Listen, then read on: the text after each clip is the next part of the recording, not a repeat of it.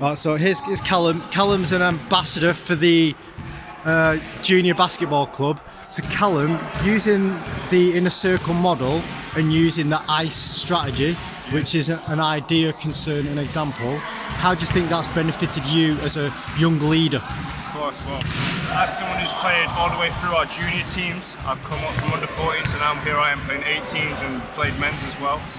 It's really helped me develop and expand myself on and off the court. It's helped me become more confident from expressing my concerns. And as an individual player, I feel like my tensions, once they're relieved on the court, I can play better. I can begin to come myself and become a better guard, a better distributor. I can involve my teammates and help them on and off the court. And it makes me a better leader. And I feel more natural in that position now. Brilliant. And how do you think it's benefited the young players that you've been leading? Oh, definitely. You see them step up. You see their characters begin to come out. From when they come to us young under 14s, they begin a little jittered, they're a bit nervous, oh, I've not played before. And then they become a part of the team, come out of their shell a bit, and that's what I pride myself in being able to bring that out of my young players. And would you recommend the inner circle model using the ICE strategy to different junior clubs who want to help the young people develop? I feel like with young national league teams, the best thing to have is an identity, and that doesn't necessarily come as a group.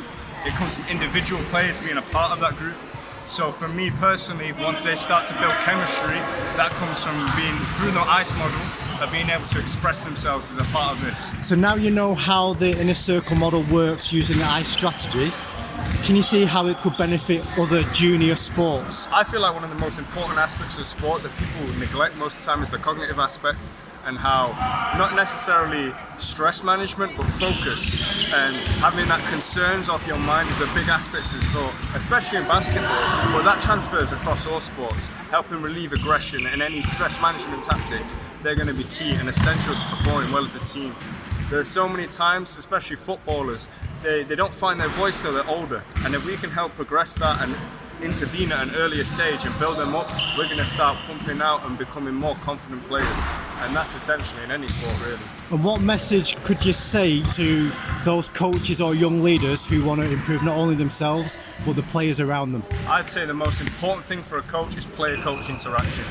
Motivate, constant connection between the player and coach. I feel like that's really essential, because through that you begin to build these relationships and these interactions between the two of you, that you can really begin to start maybe trust being formed and that strong bond, because that's when players are trusting, they begin to listen, they begin to work more coherently as a team, and that's when you can really start storming and beginning to form that really strong team morale.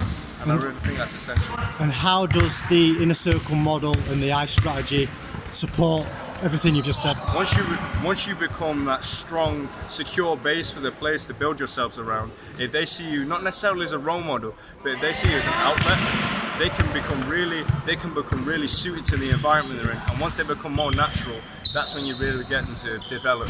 And I feel like that's one of the baseline things that we need to get set, is this ICE model.